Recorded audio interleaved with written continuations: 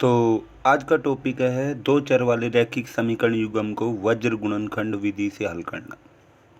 परंतु वज्र गुणन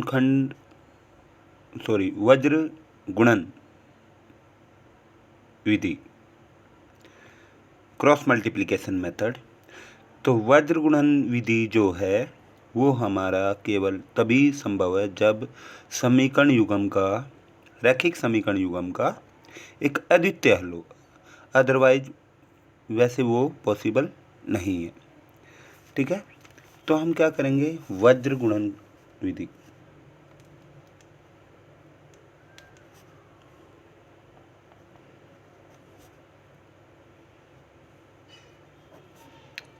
क्रॉस मल्टीप्लिकेशन मेथड।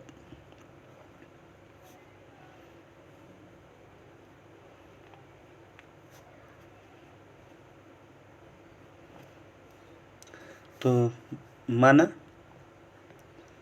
दो रैखिक समीकरण युग्म दे रखे हैं, a1x plus b1y plus c1 equal to 0, a2x plus b2y plus c2 equal to 0, जहाँ a1 square plus b1 square is not 0, a2 square plus b2 square not equal to 0,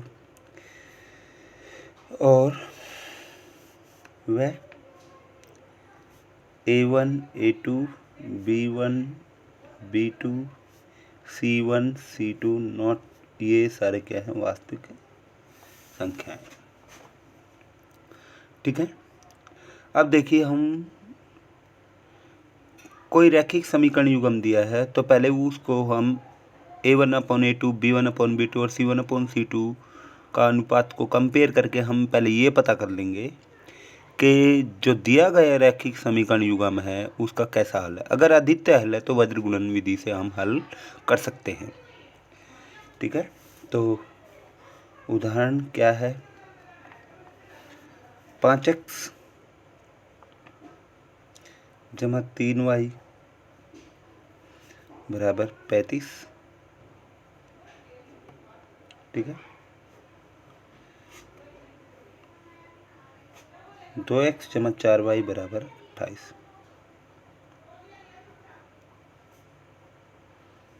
तो हम इसको क्या लिख सकते हैं, दैट इज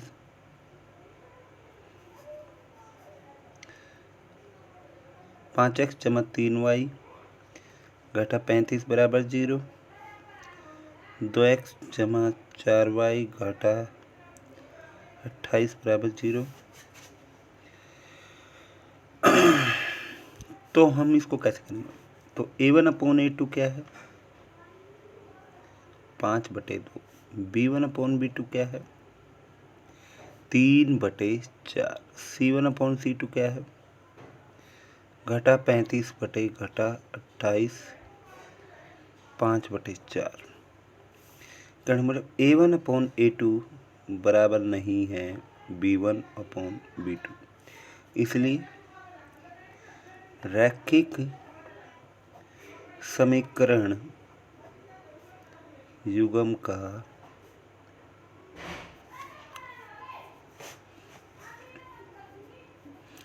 अद्वितीय हल होगा।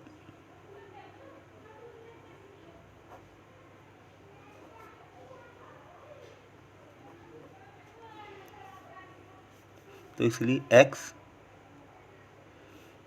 y 1 हमने लिख लिया। तो second column, third column, first column से सेकंड कॉलम, तो आप लिखिए 5 2,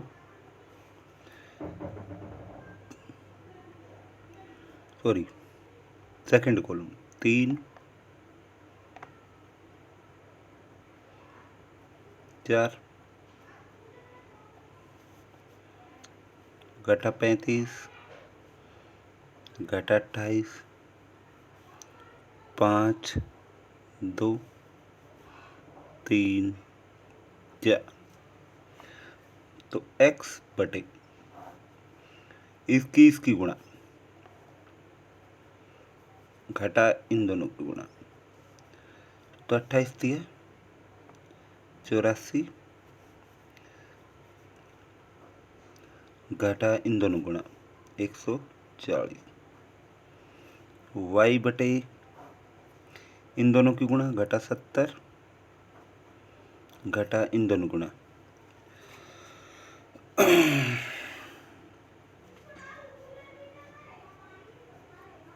घटा का 140।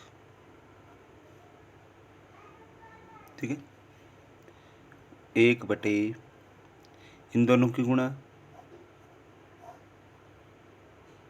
सॉरी पहले कहने मतलब इन दोनों गुणा घटा इन दोनों गुणा, अब इन दोनों गुणा घटा इन दोनों की गुणा। तो राइट टू लेफ्ट मारना है, लेफ्ट टू राइट एरो मारने हैं ताकि हमें पता लग जाए। 20 घटा 3 2 3 6। तो x बटे क्या हुआ हमारा, x बटे हुआ हमारा घटा का 84 जमा का 140 हो गया ये, y बटे घटा का 70 जमा का 140 हो गया, और एक ये हो गया 14।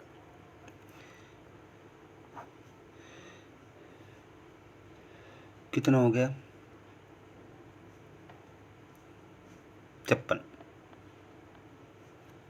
y बटे 70 1 बटे 14। अब कंपेयर कर लीजिए, x बटे 56 बटे 14, इसको इससे कंपेयर करेंगे, y बटे 70 बराबर 1 बटे 14, तो x आ गया 56 बटे 14 बराबर 4, और y बराबर 70 बटे 14 5। तो x बराबर 4,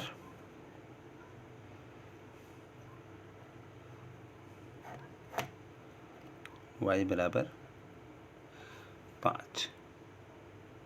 तो इस तरह से हमारा ये रैखिक समीकरण युग्म हल हुआ। तो जनरलाइजेशन क्या होगा, व्हाट इज द जनरलाइजेशन? ठीक है, व्हाट इज द जनरलाइजेशन क्या होगा? तो जनरलाइजेशन होगा जैसे a1x plus b1y plus c1 equal to 0, a2x plus b2y plus c2 equal to 0 का अद्वितीय हल है। तो x y1 b1 b2 c1 c2 a1 a2 b1 b2।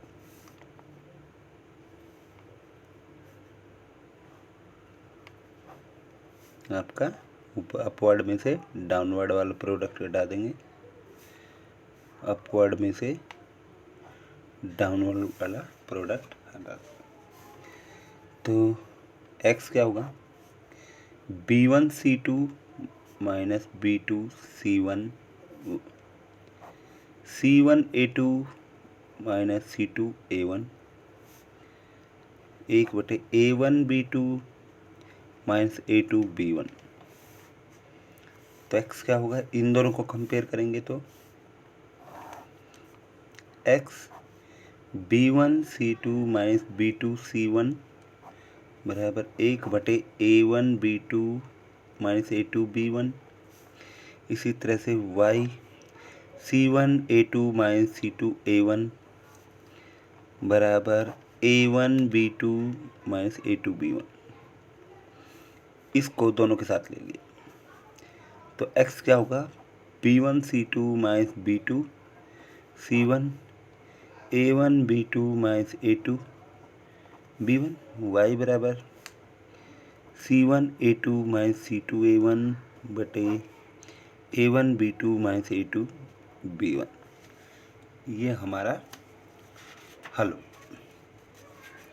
ठीक है। तो ये हमारा हल हो जाएगा। तो हमारा बिल्कुल यूनिक सॉल्यूशन के लिए वज्र गुणन विधि अच्छी। ठीक है, बस थोड़ा सा कैलकुलेशन का ध्यान रखना है। तो अब देखिए हमारा 14 एग्जाम्पल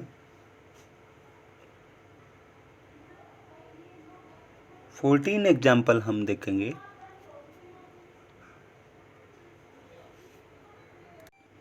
उदाहरण 14 कह रहा है, बंगलोर के एक बस स्टैंड से यदि 2 टिकट मल्लेश्वरम के और 3 टिकट यशवंतपुरा के खरीदते हैं तो टोटल कॉस्ट 46 रुपये आती। और यदि 3 टिकट मल्लेश्वरम के और 5 टिकट यशवंतपुरा के खरीदते हैं तो टोटल कॉस्ट 74 रुपये आती है। तो बस स्टैंड से मल्लेश्वरम के एक और यशवंतपुरा के एक टिकट का किराया बताइए। तो वही है, तो हम उसको अलजेब्रिक मेथड में हम अलजेब्रिक इक्वेशन के रूप में लिख लेंगे। तो कह रहा है 2 टिकट मल्लेश्वरम की, माना एक टिकट मल्लेश्वरम का x रुपया क्या है और यशवंतपुरा का y रुपये का। तो 2 टिकट मल्लेश्वरम के, 3 टिकट यशवंतपुरा के, तो 40 रुपये। और 3 टिकट मल्लेश्वरम के और 5 टिकट यशवंतपुरा के, तो कितने रुपए? 74 रुपये। तो हम इसको करना चाहते हैं, तो 2x जमा 3y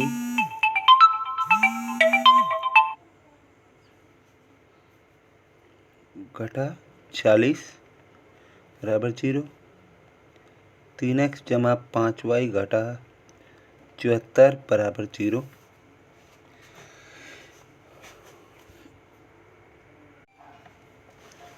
तो देखिए यहाँ पे हमारा A1/A2 क्या है? 2/3। B1/B2 क्या है? 3/5। C1/C2 क्या है? घटा 40/74। तो इसलिए A1/A2 not equal to B1/B2। तो इससे क्या पता लगा? रैखिक समीकरण युग्म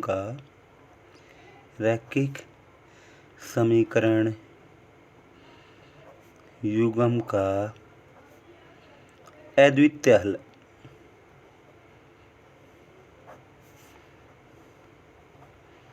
अद्वितीय हल है तो हम इसको निकालने की कोशिश करते हैं, क्रॉस मल्टीप्लिकेशन मेथड से करते हैं, वज्र गुणन विधि द्वारा।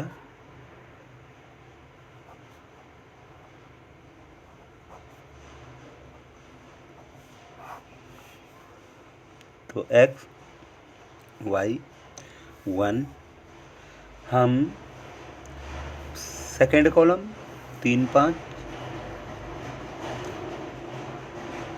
थर्ड कॉलम,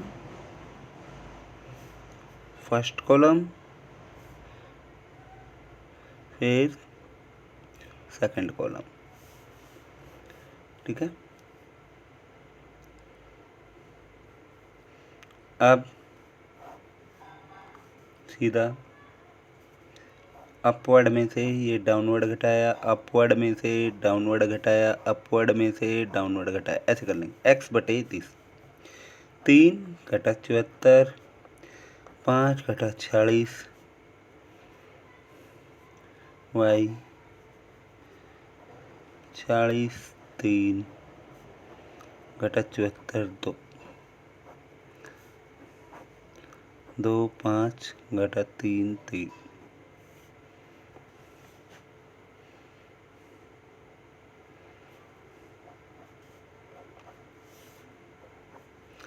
तो x बटे घटा का 222 जमा का 230, घटा घटा जमा हो गया। y बटे घटा का 138 जमा का 148 और 1/10 घटा 9। तो x बटे 8 हो गया बराबर y बटे 10 हो गया बराबर 1/1 हो गया। तो x बटे 8 बराबर 1/1 एंड y बटे 10 बराबर 1/1। x बराबर 8 आ गया, y बराबर आपका आ गया 10। तो इस तरीके से हमारा x और y का मान आ गया। ठीक है, तो क्वेश्चन नंबर 1 देखिए, एक्सरसाइज 3.5।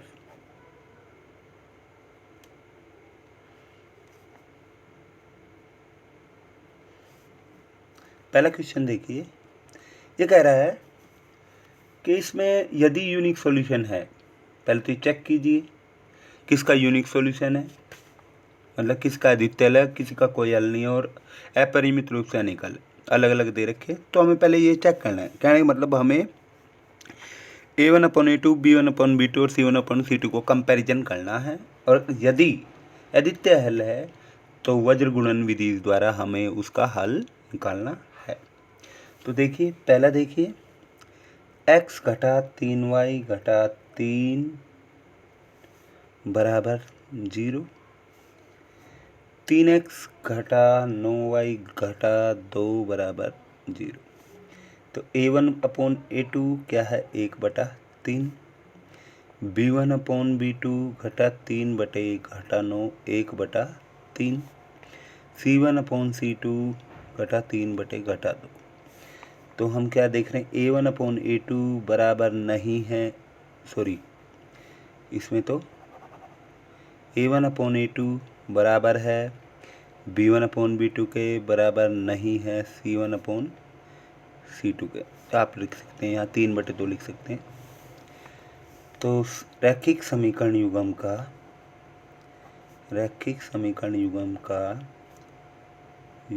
का कोई हल नहीं है।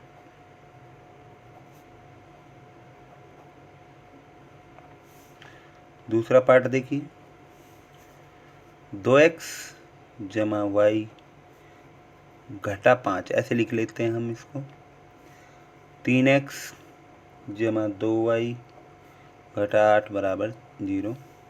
तो A1/A2 आपका 2/3 है, B1/B2 आपका 1/2 है, C1/C2 घटा 5/8। तो A1/A2 बराबर नहीं है B1/B2 के, इसलिए रैखिक समीकरण युग्म का अद्वितीय हल है।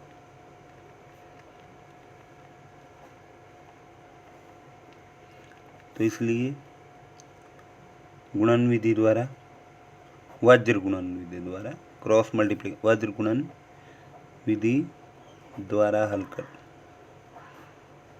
रहे हैं। तो x y 1, तो second column 1 2, third column -5 -8, first column 2 3, फिर 1 2। फर्स्ट हम अपवर्ड में से डाउनवर्ड एक प्रोडक्ट घटाएंगे, घटा 8 घटा 5, ये आ गया आपका हमारा, इन दोनों गुणा, घटा 15 घटा 16, 1/4 घटा 3। तो x/3 आ गया, y/ आपका आ गया, घटा का 15 जमा का 16, 1 आ गया, 1/1। तो x/3 बराबर 1/1, तो x बराबर घटा 3, वह y/1 बराबर 1/1, तो y बराबर 1।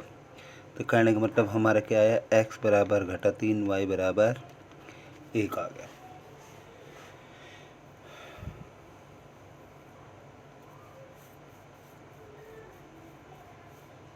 सॉरी, गड़बड़ हो गई कहीं, 1 मिनट देखते हैं।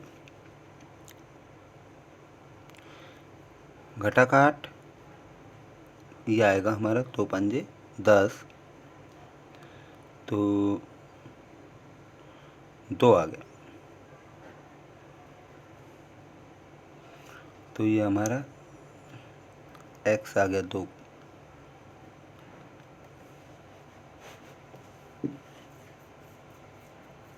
ठीक है, क्योंकि हमने इनकी गुणा थोड़ा सा ध्यान नहीं दिया। अगला देखिए,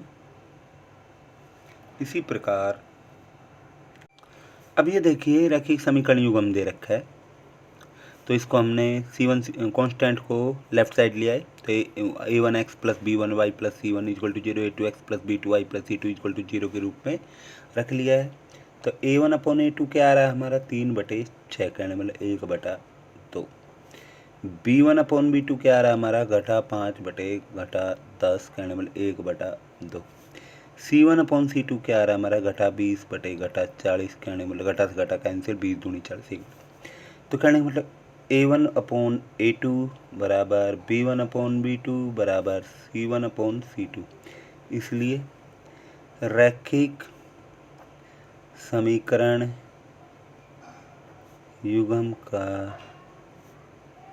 युग्म के अपरिमित रूप से अनेक हल। चौथा देखिए, x घटा 3y घटा 7 बराबर 0, 3x घटा 3y घटा 15 बराबर 0। तो a1/a2 1/3, b1/b2 घटा 3/1 एंड c1/c2 घटा 7/15 7/15। तो a1/a2 not equal to b1/b2। इसलिए रैखिक समीकरण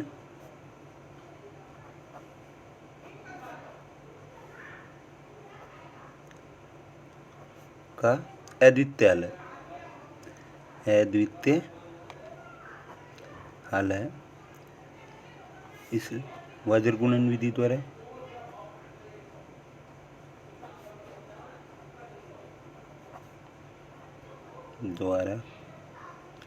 हल क्या होगा, तो x लिख लिया, y एंड 1, मतलब x y और 1। तो x को छोड़ देते हैं तो और 2 ले लीजिए, y को छोड़ देते हैं, ठीक है। तो इस तरह से हम लिखेंगे, तो घटा 3, ठीक है, -7 -15